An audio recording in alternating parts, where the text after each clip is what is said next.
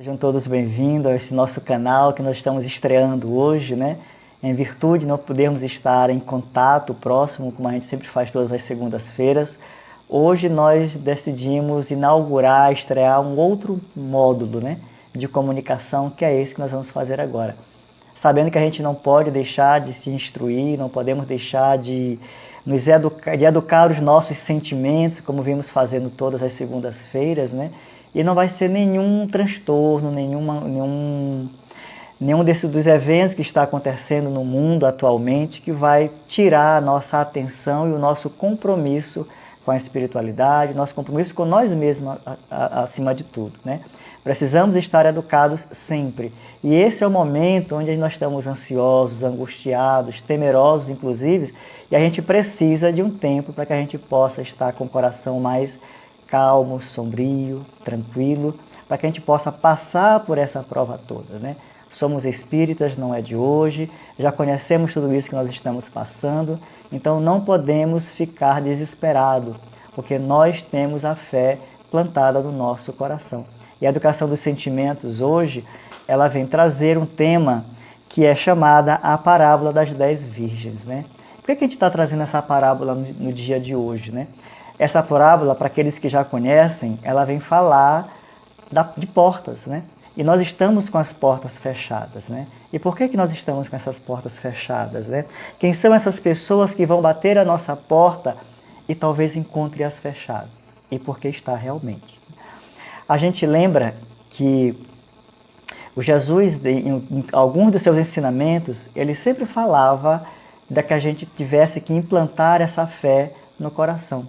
Porque chegará um tempo em que a gente não precisará dos templos de pedra para orar a Deus, porque já teremos aprendido tudo isso. E como nossas portas hoje estão fechadas, essa é a oportunidade que nós temos para poder reconhecer essa fé que já está implantada em nossos corações. Porque a gente ainda tem muito o apego ao templo, não que ele não seja necessário, mas porque é onde a gente se fortalece. E a gente já tem condição de se fortalecer sozinho, né? E essa é uma oportunidade que nós temos para testar até onde nós colocamos o fermento na nossa fé, até onde nós estamos seguros com o Pai, até onde estamos prontos de reconhecer que a nossa vitória é uma redenção que nós vimos buscar durante tanto tempo. E aí a gente escolheu essa parábola das 10 virgens, e eu vou ler um trecho dela para que a gente possa se situar no que a gente vai discutir já já. E ela diz o seguinte: o reino dos céus é comparado a 10 virgens, que tomando as suas lâmpadas saíram ao encontro do noivo. 5 dentre elas eram nécias e 5 prudentes. As nécias, tomando as suas lâmpadas, não levaram azeite consigo, mas as prudentes levaram azeite em suas vasilhas juntamente com as lâmpadas. Tardando a chegar o noivo, toscanejaram todas e adormeceram. À meia-noite, ouviu-se um grito: eis o noivo! Saíram todas ao seu encontro. Então elas se levantaram a fim de preparar as suas lâmpadas e disseram as nécias às prudentes: dai-nos do vosso azeite, porque as nossas lâmpadas estão se apagando. As prudentes, porém, responderam: talvez não haja o bastante para nós e para vós, e depois aos que o vendem e comprai o que haveis mister. E enquanto elas foram comprá-lo, veio o noivo, e as que estavam apercebidas entraram com ele para as bodas, e fechou-se a porta. Depois vieram as outras virgens e disseram: Senhor, Senhor, abre-nos a porta. Mas ele respondeu: em verdade vos digo que não vos conheço. Portanto, vigiai, porque não sabeis nem o dia nem a hora. Mateus capítulo 25, versículo de 1 a 13. Então esse é o nosso trabalho de hoje, tentar compreender através dessa parábola o que Jesus estava nos passando naquele período e o que isso se assemelha com o período que nós estamos vivenciando, né? Quem é esse noivo que Jesus fala que está chegando, né? Esse noivo é Deus. É aquele que nos trouxe para esse mundo para que a gente possa realmente evoluir moralmente e espiritualmente. E as lâmpadas são exatamente o Evangelho, que a gente precisa estar seguro o tempo todo com ele. E quantos de nós está realmente com a sua candeia acesa, né? A candeia precisa estar acesa. A gente precisa desse azeite para ligar, para acender essa chama, porque é ele que nos provém, é ele que nos aproxima de Deus, é ele que nos abre o caminho para que a gente possa reconhecer Jesus e, através dele, chegar ao final do caminho, como ele mesmo disse. Eu sou o caminho, a verdade e a vida. Ninguém chegará ao Pai se não for por mim.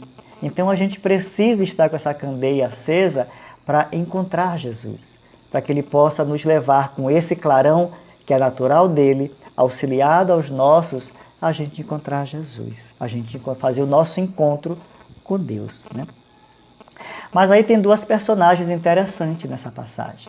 Existem as noivas nécias e as noivas prudentes, né? Quem ousaria se classificar entre as prudentes e as nécias, né? Aonde é que nós estamos mais desenvolvidos, né? Será que nós estamos mais assemelhados às nécias ou será que nós estamos mais assemelhados às prudentes, né? E esse é o trabalho que Jesus vem trazer e o alerta que ele nos traz. Olha, você precisa acender a sua candeia, traga o azeite, bote o Evangelho de Jesus no seu coração. Tente aprender os meus ensinamentos para que eu possa realmente conduzi-los até Deus. Eu preciso de alguém.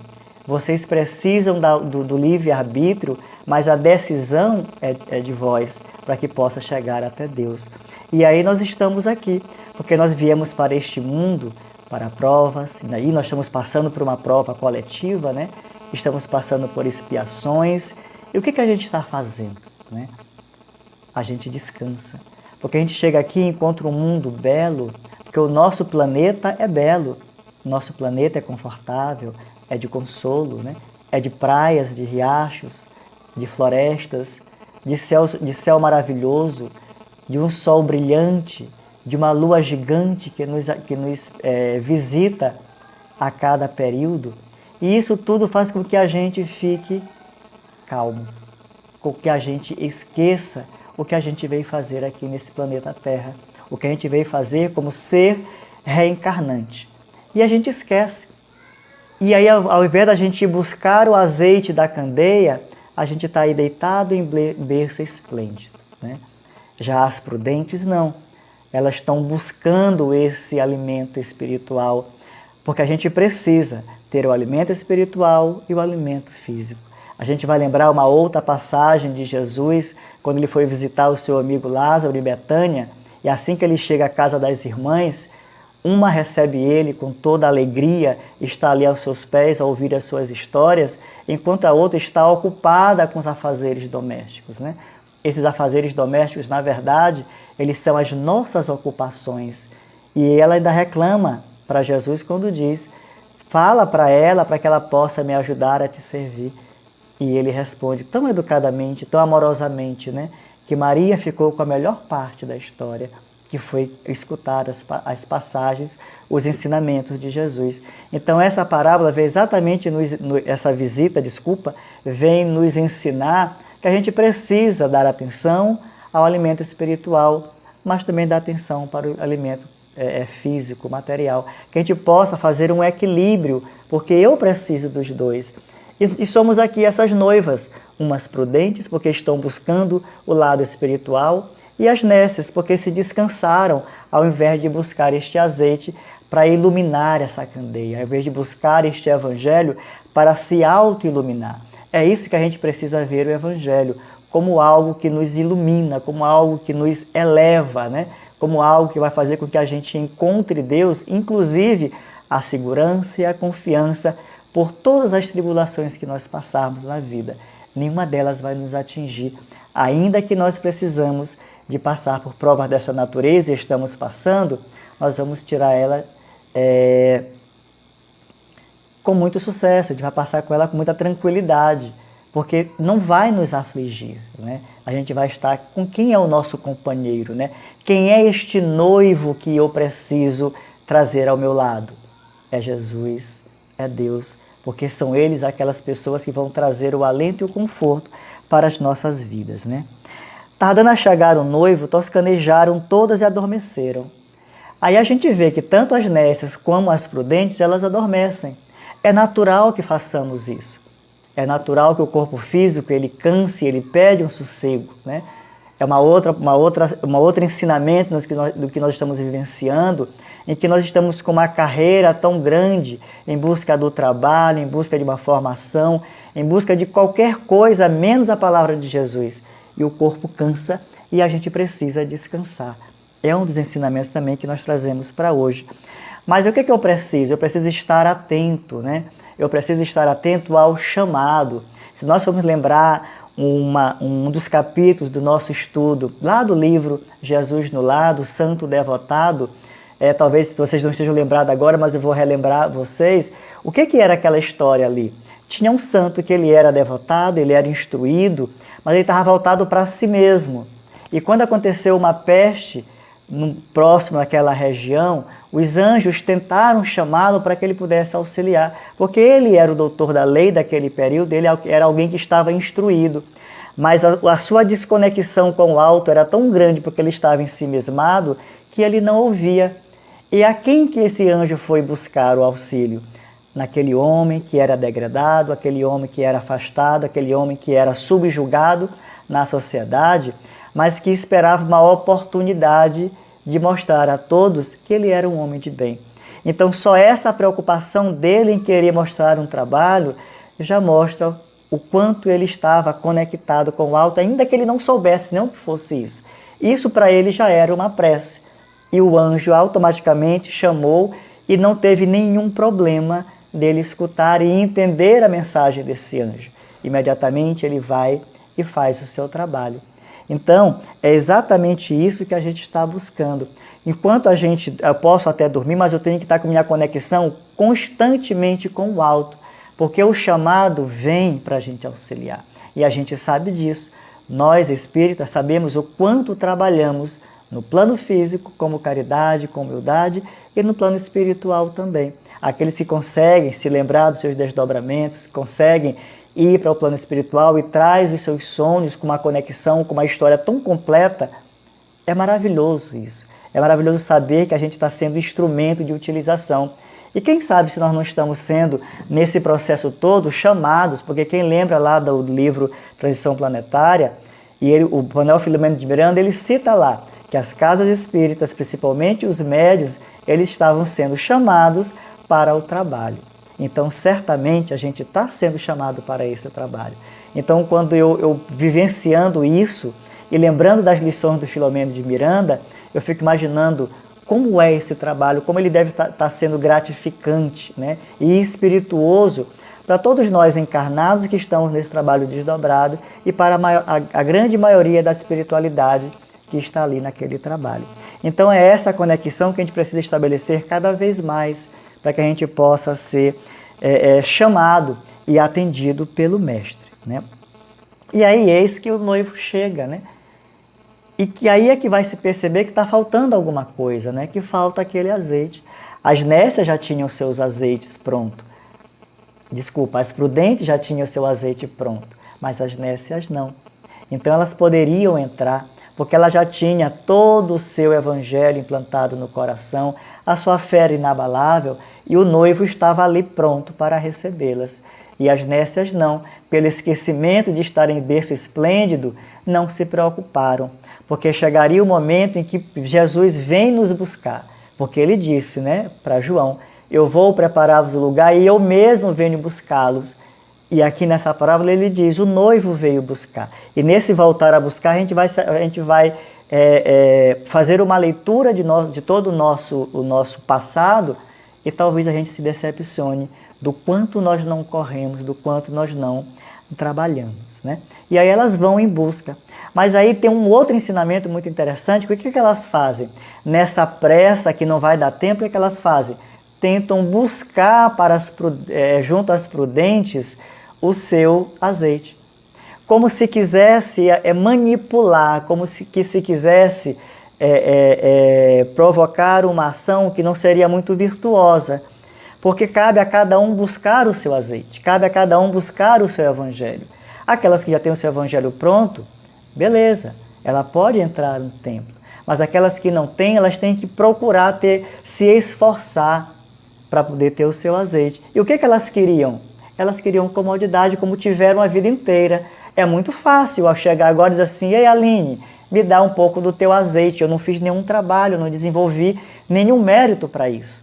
E quando elas pedem por agonia, porque é o que vai acontecer, né, conosco, quando a gente estiver voltando ao plano espiritual, que a gente tiver que dar satisfação de toda a nossa existência terrena, a gente vai querer que alguém faça alguma coisa por nós.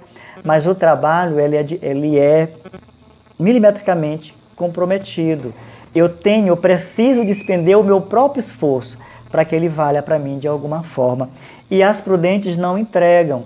E elas não entregam, vocês podem até ficar pensando assim: por que elas estão sendo tão egoístas? Poderiam ajudar, né? Mas é um outro ensinamento que a gente vem aprender, que é o da virtude. Virtude não se dá, virtude se ensina. Quando elas dizem: vão vocês buscar o azeite no mercado, elas estão ensinando o caminho, aquele caminho que elas aprenderam com Jesus. E isso fica muito claro na lição, para que a gente não possa entender que essas prudentes, elas estão egoístas, querem só para elas. Isso é um exemplo de virtude. Virtude precisa ser conquistada por cada um de nós. Porque se não houver esforço, eu não faço a minha transformação. Se alguém trouxer pronto para mim, que sabor tem isso, né? Como é que eu vou conseguir deliciar aquele bolo se eu não fiz, né? Eu preciso conhecer todos os ingredientes que tem ali dentro, para que eu possa compreender. E essa é a lição que ela traz aqui. E aí elas continuam, elas vão, né? Vão até o mercado, né? O que é esse mercado? É onde nós estamos inseridos, né? São todas as religiões, são todos os ensinamentos, são todas as seitas, né? E a gente fica se inserindo em um, em outro, sem saber aonde deve ficar ou não, porque a gente tem dúvidas, né?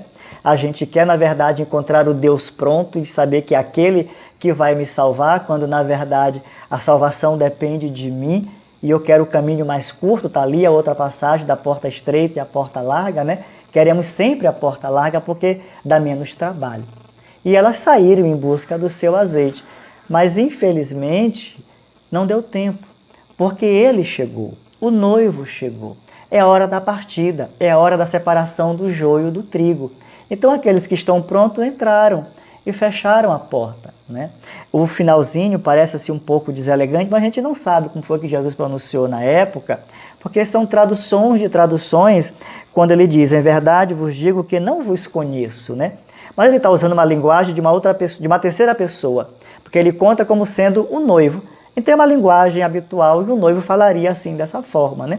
Mas o que a gente está observando ali? Elas voltam para bater a porta e essa porta está fechada. Então, se a gente fosse lembrar hoje, quantas pessoas elas estão nesse desespero, nessa preocupação, nesse temor todo e querem buscar agora a Deus. Estão encontrando nossas portas fechadas, né? São os templos católicos, os templos evangélicos, as casas espíritas, os templos de Umbanda, estão todos fechados, né? Não que eles não vão abrir ou porque eles não aceitem, porque vai chegar um tempo em que ele vai abrir. Porque a redenção é para todos, a vitória tem que ser de todos. Então, só naquele momento onde há a separação do joio do trigo, haverá esse fechamento. E aí é que ele responde. Então, o que elas vão fazer? Vão procurar renascer novamente. Vão tentar buscar dentro de si aonde está aquela semente, aquela centeia divina que ele precisa. Então, este é o nosso ensinamento para a gente poder lembrar que as casas nesse momento estão fechadas, mas elas se abrirão. Tem o outro quando ele diz, né? Pedis e será dado, bateis e vos será aberto. Então será aberto, mas eu preciso da transformação. E aí o quanto antes a gente vai aprender com essa lição de encontrar a porta fechada, porque na hora que ela se abrir, essas pessoas vão voltar correndo, vão voltar ansiosas em conhecer esse Jesus que fez com que as prudentes pudessem entrar no reino dos céus. E, meus senhores, é essa a lição que a gente queria trazer hoje para vocês. Eu espero que ela sirva de lição para que a gente possa realmente compreender cada ensinamento de Jesus, né? E quem diria que um dia a gente precisaria dessa lição para que a gente pudesse falar de portas, né? Se a gente for buscar lá no Antigo Testamento, Isaías também falou de portas, né? Quando ele disse, eu vou ler aqui um trecho rapidinho, eu sei que o tempo já está se esgotando, mas a gente pode, quando ele diz o seguinte, está lá em Isaías 26, versículo 20. Vem, povo meu, entra nas tuas casas e fecha as tuas portas sobre ti.